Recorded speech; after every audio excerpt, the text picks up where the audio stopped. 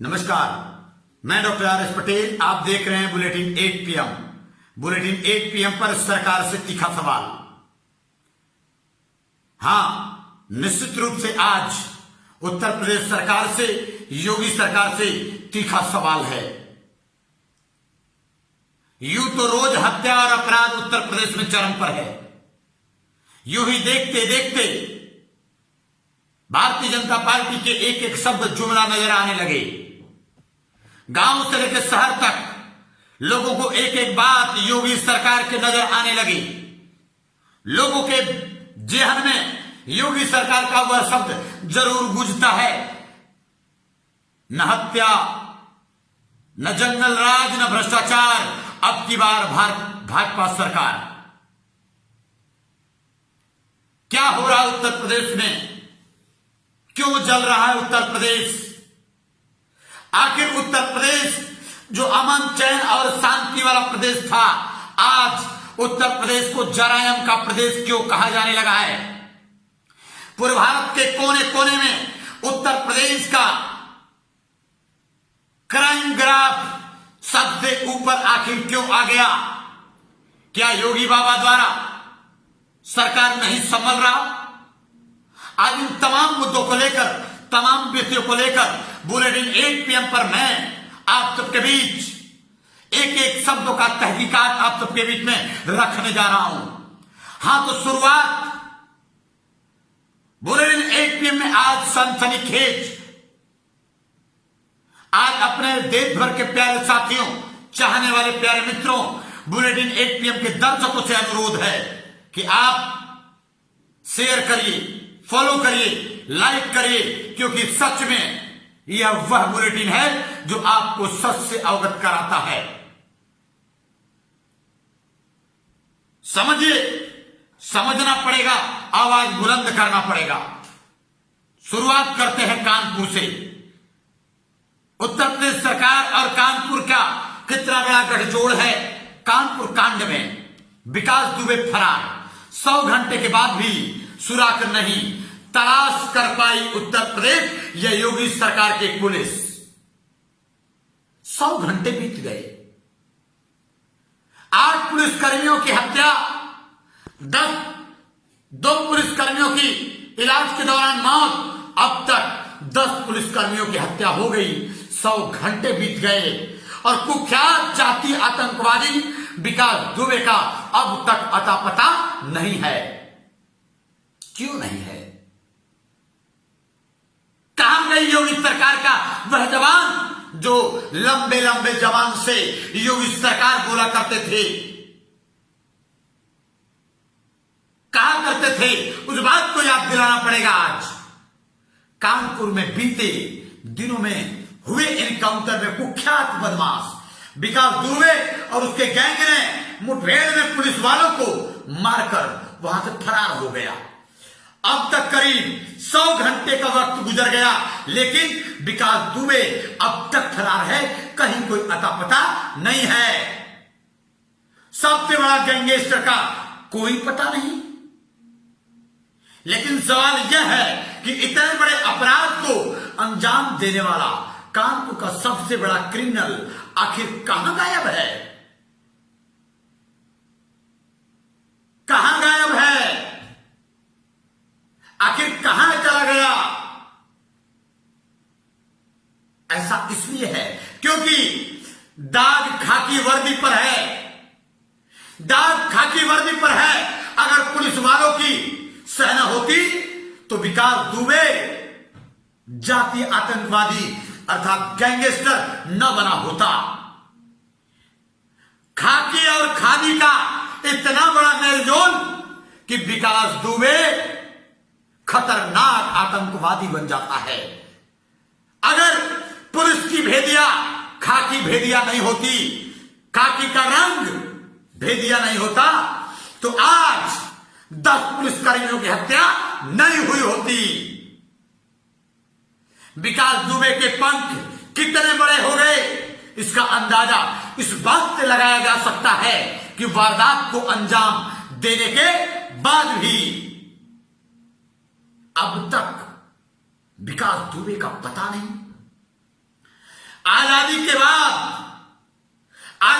72 साल बीत गए, उत्तर प्रदेश में इतना बड़ा पुलिस हत्याकांड पहली बार आया है। सोचिए, 10 पुलिसकर्मियों की हत्या के बाद भी कितनी आसानी से भाग गया विकास दुबे, किसी को भनक तक नहीं लगा, भाग गया या पुलिसकर्मियों के मिलीजुली से भगाया गया, नेताओं के संरक्षण से विकास दुबे भगाया गया। यह सवाल है, सुलगती हुई सवाल। अब हालत यह है कि राज्य की पुलिस की करीब 50 टीमें बनाई गई हैं। 50 टीमें अब तक सुराग ढूंढने में असफल रही हैं। 3 राज्यों तक पुलिस ढूंढ रही है, उत्तर प्रदेश, मध्य प्रदेश और दिल्ली तक उत्तर प्रदेश की पुलिस खाक छान रही है, लेकिन अब तक कुख्यात जाति आतंकवादी विकास दुबे का अता पता नहीं है। क्यों? क्योंकि रंग है खाकी का, संरक्षण है खादी का, इसीलिए तो कुख्यात है खतरनाक आतंकवादी का। इतना ही नहीं, यह हकीकत है कि अगर विकास दुबे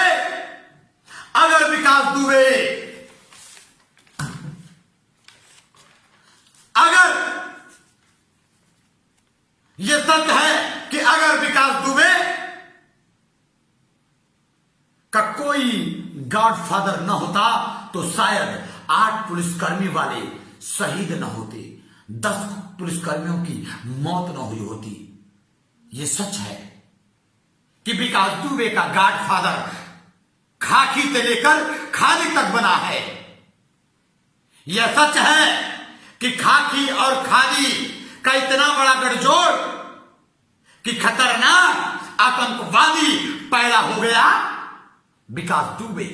पूरे राज्य की पुलिस एक अपराधी को पकड़ने में खाक छान रही है और 100 घंटे बीत गए, उसके बाद भी अब तक विकास दुबे पुलिस के पकड़ से बाहर है। जरा सोचिए, अगर यहां कोई मुसलमान होता तो? जरा सोचिए, विकास दुबे के जगह अगर कोई विकास यादव, विकास जाटव, विकास पटेल होता तो? पुलिस को सब पता है, नेता को सब पता है, लेकिन चूंकि बात विकास दुबे की है, इसलिए बात दबाई जा रही है। सोचिए, विकास दुबे तो पकड़ से बाहर है, लेकिन 100 घंटे बाद भी विकास दुबे की पत्नी भी फरार हो गई। वह विकास दुबे की वह पत्नी जो विकास दुबे के लिए छाया बन के काम करती थी, आतंकवाद का जीता जागता उदाहरण, गैंगस्टर का जीता जागता उदाहरण। जब भी पुलिस विकास दुबे को पकड़ने की साजिश रचती थी तो उसकी पत्नी उसके घर पे लगे हुए कैमरे के द्वारा यह बता देती थी और अलर्ट हो जाता था कुख्यात गुंडा, और उसकी पत्नी बैकबोन बनकर के विकास दुबे के लिए काम करती थी। पत्नी यदि मिल गई होती और पुलिस उसकी पत्नी को गिरफ्त में ले लिया होता तो लगभग बहुत सारी गुत्थियां सुलझ जाती, लेकिन पुलिस ने लगभग 80 से लेकर 100 घंटे तक उसकी पत्नी को भी गिरफ्त में नहीं ले पाया। पत्नी 80 घंटे तक घर पे थी, लेकिन उसके बाद विकास की पत्नी भी गायब हो जाती है और उसको गायब होने के लिए उत्तर प्रदेश सरकार और पुलिस मौका देती है। आखिर खाकी और खादी का मिला जुला जो असर है, कानपुर स्थित उसके घर पर पुलिस छान मारती है। एक कानपुर डिब्रू गांव में उसका घर है, एक कानपुर शहर में सैकड़ों घर बना लिया है वो आतंकवादी। कानपुर वाले शहर वाले घर पर जब पुलिस छानने जाती है तो मिलता है जीता जागता बम, देसी बम का जखीरा मिलता है। वह बम किसी के ऊपर फेंक दिया जाए तो घर का घर उड़ जाएगा। यह आतंकवादियों का बाप है विकास दुबे। अभी एक वीडियो दिखा रहा हूं आप सबको, देखिए यह वीडियो। कैसे उसकी पत्नी मदद करती थी विकास दुबे को, कैसे उसकी पत्नी गायब हो जाती है विकास दुबे की पत्नी, कैसे उसकी पत्नी विकास दुबे की पत्नी पुलिस के संरक्षण से बाहर निकल जाती है। और देखिए उसके घर पे बम का जो जखीरा मिला है उसका यह वीडियो देखिए। कितना खतरनाक कुख्यात अपराधी, और इस अपराधी को अपराध जगत में बहुत मजबूत बनाने वाले खाकी और खादी का गठजोड़। देखिए यह वीडियो, खुद तय करिए। विकास दुबे पर एक बड़ी खबर इस वक्त आपको बता दें। आरोपी विकास दुबे की पत्नी भी फरार हो गई है, पत्नी की भी तलाश कर रही है पुलिस। ये इस वक्त बड़ी खबर आ रही है। विकास दुबे की पत्नी भी गायब हो गई है, फरार हो गई है। विकास दुबे को पहले से पुलिस तलाश रही है। 75 घंटे से ज्यादा का वक्त निकल चुका है। 2.5 लाख रुपए इनाम की राशि 50,000 से बढ़ाकर कर भी दी गई है। अब खबर यह आ रही है कि विकास दुबे की पत्नी भी अब फरार हो गई है। पुलिस अब उसे भी तलाश रही है, विकास दुबे और साथ साथ उसकी पत्नी को भी। गैंगस्टर विकास दुबे से जुड़ी इस वक्त एक बड़ी खबर आ रही है। कानपुर में विकास दुबे के घर से देसी बम मिला है। पुलिस की टीम ने वहां से 3 देसी बम बरामद किया है। विकास दुबे के कानपुर वाले आवास से यह देसी बम बरामद हुआ है। आपको याद होगा कि इससे पहले कानपुर के अलावा लखनऊ में भी उसके ठिकाने पर पुलिस ने तफ्तीश की थी। और यह देखिए, ये तस्वीरों में ये 3 देसी बम कानपुर स्थित गैंगस्टर दुबे के घर से बरामद किए गए हैं। हालांकि इससे पहले पुलिस बिकरू गांव गई थी, जहां पर उसके घर से बहुत सारी चीजें पुलिस ने बरामद की थी। ये कानपुर स्थित उसके घर से बरामद हुआ ये 3 देसी बम है। हालांकि पुलिस की कई टीमें विकास दुबे को तलाश रही है। उसके कुछ साथियों को पुलिस ने पकड़ा भी है, उनसे पूछताछ चल रही है ताकि उससे कोई लीड मिले। जो खबरें आ रही है उसके मुताबिक दिल्ली एनसीआर में छिपा हो सकता है विकास दुबे।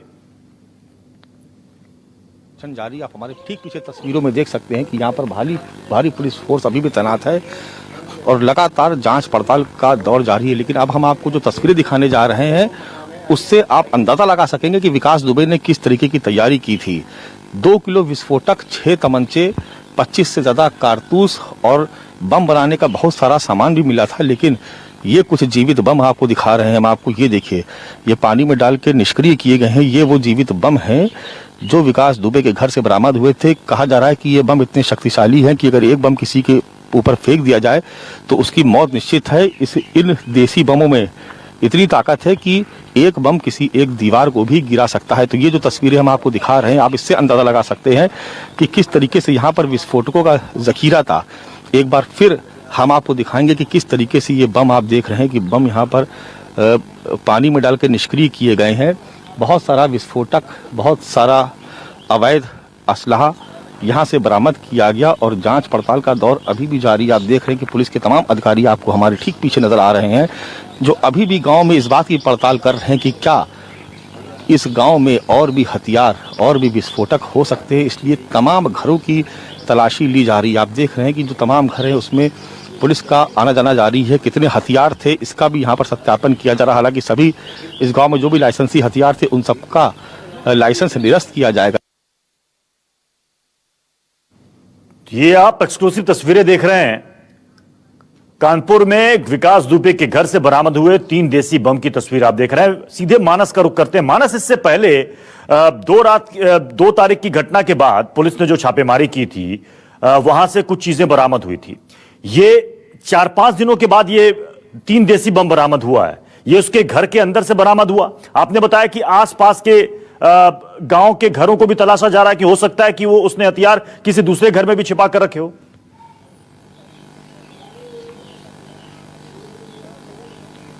देखिए, निश्चित तौर पर सर्च ऑपरेशन लगातार जारी और हम आप अपने ठीक पीछे आपको तस्वीरों में दिखाएंगे कि किस तरीके से आप देखेंगे यहाँ पर अभी भी पुलिस के अधिकारी यहाँ पर मौजूद हैं, पुलिस के जवान मौजूद हैं और जो लगातार इस बात की जानकारी जुटा रहे हैं कि आखिर और कहां पर बम या हथियार छुपाए गए। क्योंकि जिस दिन विकास दुबे का मकान ढाया गया उसके ठीक अगले दिन जब यहाँ पर सर्च टीम आई थी और तमाम सब चीजों को खंगाला गया तो उसमें से वहां से 6 तमंचे, 25 से ज्यादा कारतूस, 2 किलो से ज्यादा विस्फोटक और बम बनाने का बहुत सारा सामान बरामद हुआ था। तो उसके बाद से कल भी यहाँ पर हथियारों का सत्यापन हुआ था कि कहाँ कहाँ किसी घर में हथियार है। अभी भी सर्च ऑपरेशन जारी है, क्योंकि ये माना जा रहा है कि तैयारी बहुत बड़ी थी, क्योंकि जिस तरीके से हमला किया गया निश्चित तौर पर उसके लिए पहले से तैयारी की गई थी। तो आज ये फिर से जीवित बम बरामद हुए, जो अभी हमने अपने दर्शकों को दिखाया कि किस तरीके से यहाँ पर 3 और देसी बम बरामद किए गए। लेकिन आपको बता दें कि ये बम कहने को देसी है, लेकिन इसकी मारक क्षमता इतनी ज्यादा है कि अगर एक बम अगर किसी समूह पे फेंक दिया जाए तो 4-5 लोगों की मौत निश्चित है, कई लोग घायल हो सकते हैं। इस जो पुलिसकर्मी यहाँ पर पड़ताल कर रहे थे उन्होंने भी बताया कि इतने शक्तिशाली बम है, अगर किसी दीवार पर फेंकते तो दीवार पूरी ढह जाएगी। तो आप समझ सकते हैं कि किस तरीके की तैयारी विकास इसका मतलब कि ये जो किलेनुमा घर बनाकर रखा हुआ था विकास दुबे ने, यहाँ पर विस्फोटक भी उसने जमा करके रखे थे, यानी यहीं पर वो बम बनाने का काम भी होता था।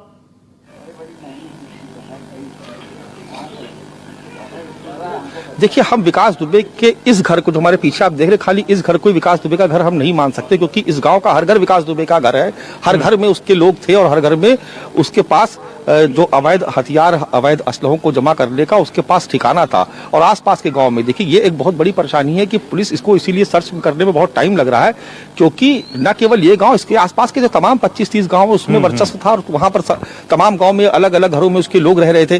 तो ये पूरा ऑपरेशन, इसको अभी मुझे लगता है कि लगातार जारी रहेगा, क्योंकि यहाँ पर किस तरीके के हथियार थे, किस तरीके से विस्फोटक थे, उन सबको तलाशना, उनको जमा करना, ये भी पुलिस के लिए एक बड़ा काम है। और उसके लिए लगातार सर्च ऑपरेशन जारी है और हर दिन कुछ ना कुछ नया पुलिस को ढूंढने से मिल रहा है। तो इसलिए घर घर की तलाशी ली जा रही है। एक बड़ी समस्या है कि बहुत सारे लोग यहाँ पर घरों पे ताला लगा करके भाग गए।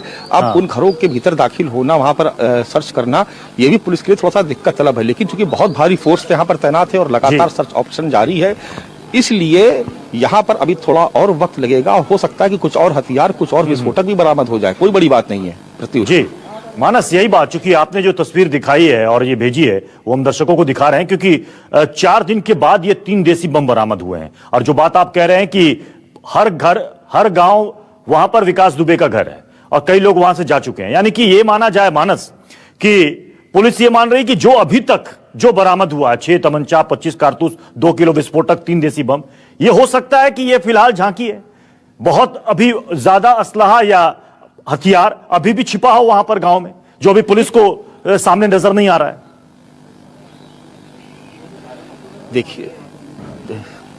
देखिए जिस तरीके से यहाँ पर 50 से ज्यादा बदमाश हथियार लेकर के आए, तो जिस तरीके से फायरिंग की गई, तो आप मान के चल सकते हैं कि हथियारों का कितना बड़ा जखीरा उसके पास होगा। ये तो एक बहुत छोटा सा हिस्सा है जो यहाँ पर छूट गया होगा, रह गया यहाँ पर। बाकी तो अभी तमाम, हो सकता है घर ऐसे भी हो जहाँ पर बहुत सारे हथियार पड़े हो। तो पुलिस के लिए इसलिए ये इन्वेस्टिगेशन का एक बहुत बड़ा पार्ट भी है कि हथियारों की बरामदगी होना, या किसी अगर घर में उसका कोई दूसरा सामान, हथियार, विस्फोटक मिलता है तो वहां से इंट्रोगेशन और आगे बढ़ा सकते हैं। तो 2 मायनों से पुलिस के लिए ये इन्वेस्टिगेशन महत्वपूर्ण है आसपास के गांव में। देखा आप सबने, यह वीडियो आपको बताता है किस कदर विकास दुबे, उसकी पत्नी, उसके रिश्तेदार आतंक का व्यापार करते हैं। किस कदर, चूंकि विकास दुबे है। अगर यही विकास यादव होता, विकास जाटव होता, तो कब का एनकाउंटर योगी सरकार कर चुकी होती। देखिए किस तरह का मेलजोल है। पुलिस और विकास दुबे की दोस्ती का यह सबूत कितना सच है, देखिए। और आगे पुलिस और विकास दुबे की दोस्ती का सबूत वाला लेटर कैसे पुलिस के गिरफ्त से गायब हो जाती है, मैं आपको जो आगे बताने जा रहा हूं, सुनिए। यह काला सच उत्तर प्रदेश के पुलिस का और विकास दुबे के बीच का गठजोड़। सोमवार को शहीद सीओ या डिप्टी एसपी देवेंद्र मिश्रा, ईमानदार देवेंद्र मिश्रा, सल्यूट करता हूं ऐसे देवेंद्र मिश्रा को। सोमवार को डिप्टी एसपी देवेंद्र मिश्रा की एक चिट्ठी ने सनसनी फैला दी थी। देवेंद्र मिश्रा ने 14 मार्च को तत्कालीन एसएसपी आनंद देव तिवारी को लिखा था। इसमें साफ उल्लेख था कि चौबेपुर थाने चौबेपुर थाना का थानाध्यक्ष विनय तिवारी की भूमिका संदिग्ध है। एक कुख्यात अपराधी विकास दुबे के प्रति उनकी सहानुभूति सत्यनिष्ठा संदिग्ध दर्शाती है। सीओ यानी डिप्टी एसपी देवेंद्र मिश्रा ने एसएसपी आनंद देव तिवारी को मार्च में एक लेटर लिखा था कि विनय तिवारी एसओ चौबेपुर और विकास दुबे का जो गठजोड़ है यह क्रिमिनल गठजोड़ है। एक घटना को लेकर के उन्होंने अपने एसएसपी से जिक्र किया था कि यदि तत्काल कार्रवाई नहीं की गई तो किसी बड़ी घटना से इनकार नहीं किया जा सकता है।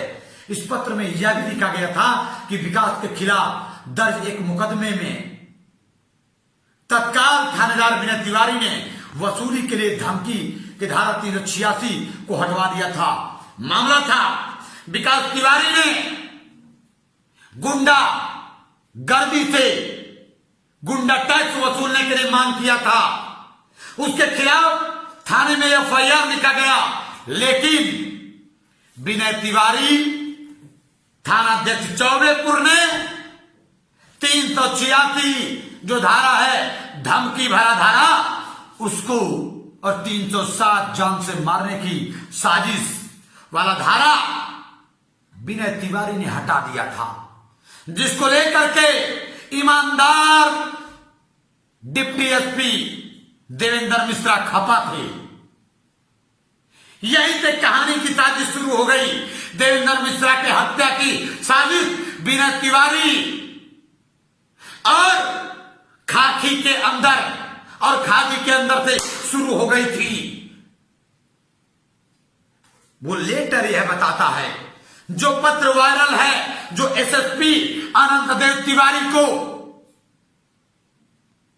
डिप्टी एसपी देवेंद्र मिश्रा ने मार्च में लिखा था। 13 मार्च को उस लेटर को कोई कार्रवाई नहीं किया गया। उस लेटर पर कोई कार्रवाई नहीं किया एसएसपी अनंत देव तिवारी ने। तिवारी नहीं, जातीय आतंकवादियों का गिरोह था कानपुर में। शायद एसएसपी अनंत देव तिवारी, विनय तिवारी, विकास दुबे का जरूर ऐसा लगता है कि कोई गठजोड़ था, जिसके कारण डिप्टी एसपी के उस तमाम ईमानदार पत्र को, ईमानदारी से भरे पत्र को, जो विकास दुबे को शिक्षकों के अंदर बंद कर दिया होता और अब तक जो ये घटना हुई ये घटना नहीं होती। लेकिन अनंत देव तिवारी एसएसपी कानपुर ने उसको नजरअंदाज कर दिया या इस घटना को न्योता दिया।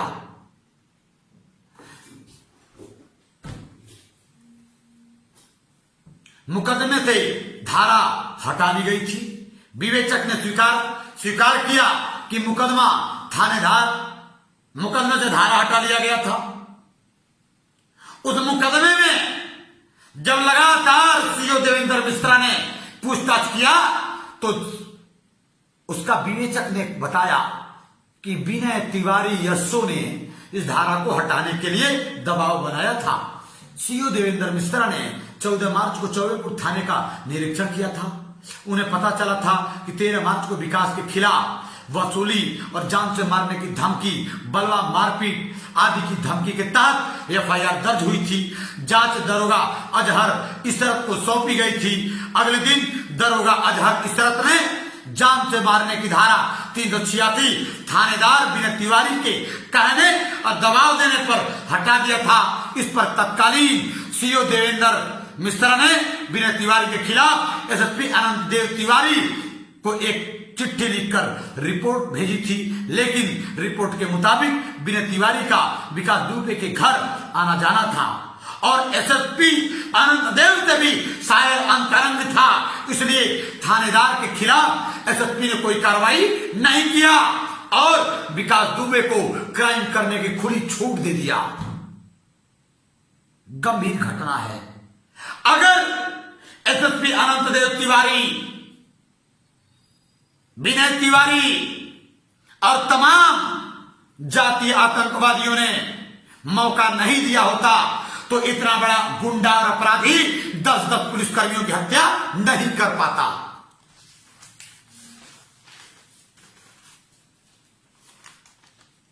आखिर कैसे कर लिया यह अपराध?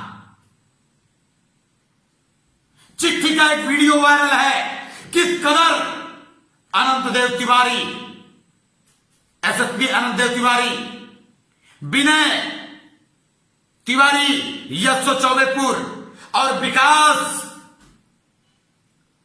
दुबे कुख्यात जाति आतंकवादी के बीच गठबंधन था। वह एसएसपी आज एसटीएफ का डीआईजी बना बैठा है। कितना बड़ा कुख्यात! देखिएगा यह वीडियो निश्चित रूप से आज आपको दूध का दूध और पानी का पानी कर देगा। देखिए यह वीडियो आनंद देव तिवारी एसएसपी को भी निश्चित रूप से पुलिस महकमे में जो आतंक फैला है उसको क्लियर करेगा। देखिए यह वीडियो। गंभीर आरोप डिप्टी एसपी देवेंद्र मिश्रा ने रिपोर्ट भेजी थी। विकास दुबे और पूरे थाने के मिलीभगत की रिपोर्ट और सबूत के साथ डिप्टी एसपी ने रिपोर्ट दी थी। अनंत देव ने तब कोई एक्शन नहीं लिया था तो विनय तिवारी और पूरे थाने को संरक्षण दिया गया। अभी एसटीएफ के डीआईजी हैं अनंत देव 2 साल से ज्यादा समय तक एसएसपी रहे हैं। तो अनंत देव की भूमिका को लेकर के गंभीर प्रश्न है। वीरेंद्र जी हमारे स्टेट हेड और ज्यादा जानकारी के साथ जुड़ गए। वीरेंद्र जी, यहाँ पर इस पूरे मामले के उजागर होने के बाद सवाल एक बार फिर वही खड़ा होता है कि आखिर क्यों कार्रवाई इस पूरे मामले पर अभी तक नहीं की गई?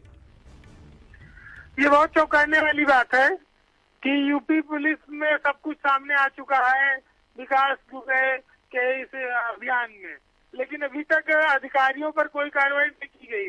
ऐसा लगता है कि छोटे अधिकारियों की गर्दन नाप कर अब इस पूरे मामले को खत्म किया जाएगा, क्योंकि इससे पहले भी देखिए पशुपालन घोटाला हुआ उत्तर प्रदेश में, उसमें कई आईएएस और आईपीएस के नाम आए, लेकिन कार्रवाई कुछ नहीं हुई और छोटे लोगों को जेल भेजकर सरकार ने पीठ थपथपा ली। बिल्कुल। अब इस मामले में भी 8 पुलिसकर्मियों की हत्या हो गई। पूरे उत्तर प्रदेश के पुलिसकर्मियों में शोक है, उनका खून उबल रहा है, लोगों के घरों में दुख है, लेकिन बड़े अधिकारियों को बचाने की तैयारी चल रही है। बिल्कुल। पूर्व एसएसपी अनंत देव तिवारी की इसमें सीधी जिम्मेदारी है। उनके खिलाफ ना तो अभी तक कोई मुकदमा लिखा गया, ना उनका निलंबन किया गया, ना तो उनका जांच में कहीं कोई नाम लेने वाला है। तो ऐसे सिस्टम चलाया जा रहा है कि समर्थवान और बड़े लोग जो हैं उनको कभी कोई दोष नहीं रहा है। जो एसटीएफ जांच कर रहे हैं उसके वो खुद डीआईजी बने बैठे हैं। कौन कार्रवाई करेगा? मुख्यमंत्री ने कहा है कि डीजीपी और सारे अधिकारी जब तक विकास दुबे मारा नहीं जाता या पकड़ा नहीं जाता लौटेंगे नहीं कानपुर से। आज 4 दिन से लोग कानपुर में बैठे हैं जी। क्या प्रगति है भगवान जाने। बिल्कुल। इसके लिए दोषी कौन है, उनके खिलाफ कार्रवाई क्या की जाएगी, कोई आज तक अभी तक सामने नहीं आई बात। बिल्कुल। तो ये चीजें एक तरह से कहा जाए ठंडे बत्ते के हवाले होती जा रही हैं। हाँ। और अगर ऐसे रहा तो 1-2 दिन में पूरे मामले का पटाक्षेप करके पुलिस खाली हाथ वापस लौट आएगी। बिल्कुल। तो तमाम जानकारी के लिए बहुत बहुत धन्यवाद वीरेंद्र जी। तो इसी पूरी खबर के साथ हमारे स्टेट हेड वीरेंद्र जी जुड़े हुए थे।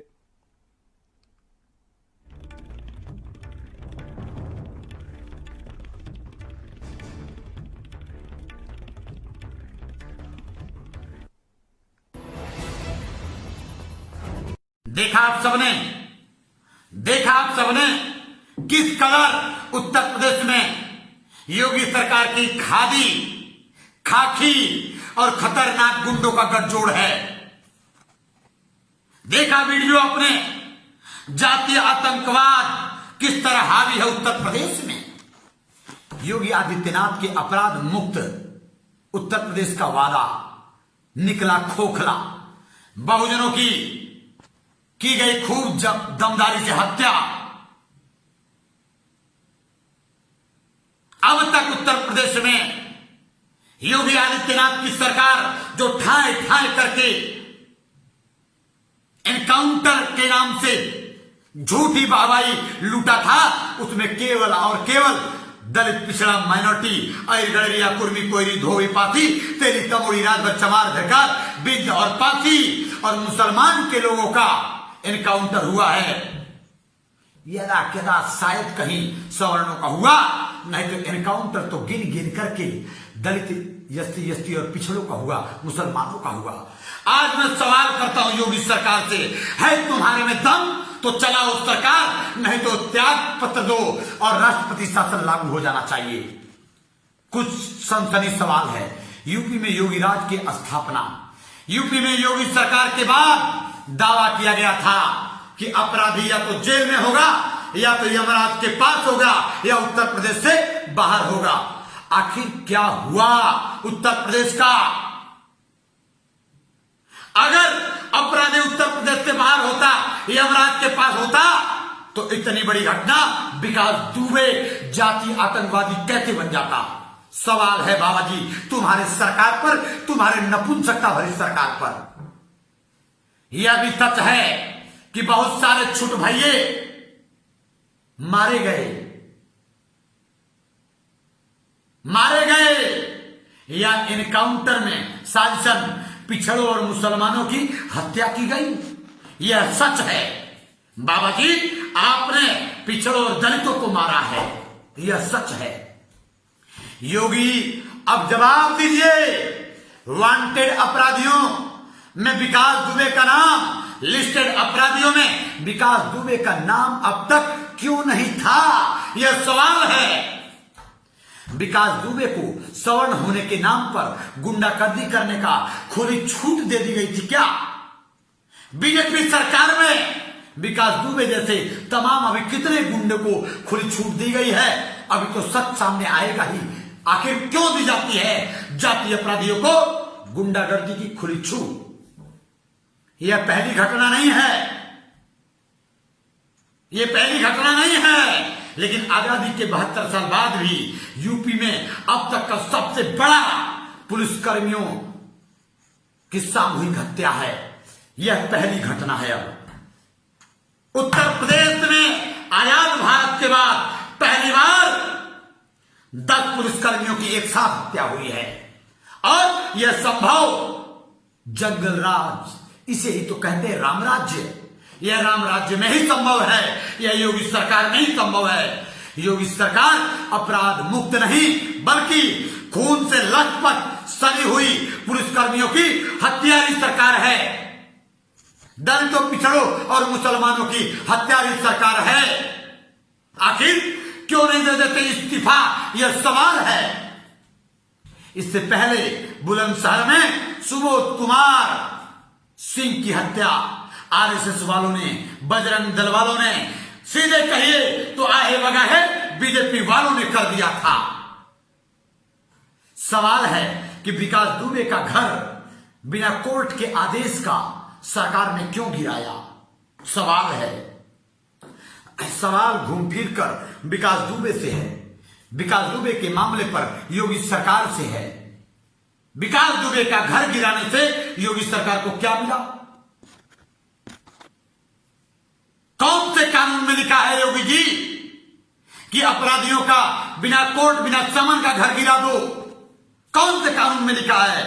इतना बड़ा गुंडा, इतना बड़ा सातिर अपराधी, इतना बड़ा जातीय आतंकवादी, उसका घर क्यों गिराया आपने? विकास दुबे के घर पर लगे सीसीटीवी कैमरे का मशीन बिना जब्त किए उसके घर को क्यों तहस-नहस किया गया? उसकी मशीन को, सीसीटीवी कैमरे के डीवीआर को जब्त क्यों नहीं किया गया?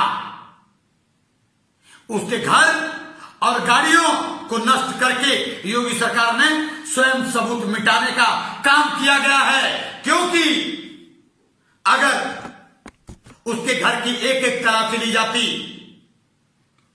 सीबीआई को सौंपा जाता, तो उसकी गाड़ियां उसके घर के बंकर में ऐसे तमाम सबूत मिलते, कैमरे को खंगाला जाता तो ऐसे तमाम सबूत मिलते जिसमें शायद भारतीय जनता पार्टी खादी और खाकी से मिले हुए सबूत मिलते और योगी सरकार कहीं न कहीं निशाने पे आ जाती। इसलिए शायद योगी सरकार ने उसके घर को ध्वस्त कर दिया। शायद इसलिए योगी सरकार ने सीसीटीवी कैमरे का डीवीआर बिना जब्त कराए उसको बर्बाद कर दिया। उसके सबूत को मिटाने की साजिश किया है योगी सरकार ने। उसके घर पर खड़ी गाड़ियों में से योगीराज के एक प्रमुख सचिव के नाम से रजिस्टर्ड कार खड़ी थी, जिसको योगी सरकार के इशारे पर उस कार को भी ध्वस्त कर दिया गया। अगर सरकारी गाड़ियां योगीराज के प्रमुख सचिव के नाम से रजिस्टर्ड गाड़ी, अभी पता नहीं कितनी गाड़ियां जो बर्बाद की गई उसके घर पर, उन गाड़ियों का यदि ठीक से तहकीकात किया गया होता तो मैं दावे के साथ कहता हूं योगी सरकार की पोल खुल जाती। खुद गुंडा है योगी सरकार, उसकी पोल खुल जाती। सवाल है कि आखिर उत्तर प्रदेश सरकार द्वारा सवर्णों को बचाया क्यों जा रहा है। योगी बाबा का जातिवाद, योगी बाबा का जहर ये सामने है, आप देख लीजिए। आग लगी है अगर तो कईयों के घर हो गए ही जद में। राज्य सरकार ने भू माफिया पोर्टल पर कई अपराधियों के नाम डाले हैं, जिनमें चुन चुन कर मुसलमानों, दलितों और पिछड़े वर्ग के लोगों का ही नाम पोर्टल पर डाला गया है। इसके बावजूद भी प्रदेश भर में फैले सैकड़ों छोटे बड़े माफियाओं का नाम नहीं, जिनके पास हजारों एकड़ जमीन है। वो सवर्ण अपराधियों का नाम पोर्टल पर नहीं डाली गई है, जिनके पास सैकड़ों एकड़, हजारों एकड़ जमीन है, मिली भगत है, मिल्कियत है। कानपुर के कुख्यात अपराधी विकास दुबे का एक उदाहरण है, काफी है यह उदाहरण। इसके पास 250 बीघा नामी जमीन है। बेनामी की तो बात ही छोड़ दीजिए, हजारों एकड़ जमीन इसने अपने रिश्तेदारों के नाम से, अपने जानने वालों के नाम से इस कुख्यात अपराधी ने जबरन हड़प करके जमीन कब्जवाया है और रजिस्ट्री करवाया है। और योगी जी की भू माफिया पोर्टल से दूर था यह विकास दुबे। ऐसे पता नहीं कितने दुबे, तिवारी, मिश्रा, पांडे, चौबे और ठाकुर साहब योगी जी के पोर्टल से गायब हैं। लेकिन उस पोर्टल पर आपको नाम मिलेगा तो गणरिया, कुर्मी, कोयली, धोबी, पाथी, तेली, तमोड़ी, राजभर, चमार, धरकार, बिंद और पाती का मिलेगा, मुसलमान का मिलेगा, लेकिन शायद ही किसी सवर्ण समुदाय का मिलेगा। योगी बाबा जब तक जातिवाद से घिरे रहोगे तब तक उत्तर प्रदेश में जंगल राज कायम बना के रखोगे। राम राज्य तुम्हारा, हम थूकते हैं तुम्हारे ऐसे राम राज्य पर। सवाल है, जवाब देना पड़ेगा। प्यारे साथियों, देखते रहिए बुलेटिन 8 PM, शेयर करिए, लाइक करिए, फॉलो करिए बुलेटिन 8 PM को। और हमारा YouTube चैनल है वंचित विजन को लाइक करिए, सब्सक्राइब करिए, बेल आइकन की घंटी दबाइए। अब कोरोना बुलेटिन का समय है। कोरोना बुलेटिन का 7,20,000 से ज्यादा कोरोना पॉजिटिव अब तक हो गए हैं लगभग भारत में, और 24 घंटे के अंदर लगभग 22,500 से ज्यादा कोरोना पॉजिटिव केस पाए गए। और अब तक कोरोना से मरने वालों की संख्या 20,000 से ज्यादा, और 24 घंटे के अंदर लगभग 500 लोगों की मौत हो गई है। देखते रहिए बुलेटिन 8 PM, बने रहिए सजग, देखते रहिए, हमारे साथ जुड़े रहिए। फिर कल मिलेंगे रात 8 बजे बुलेटिन 8 PM पर। तब तक के लिए नमस्कार।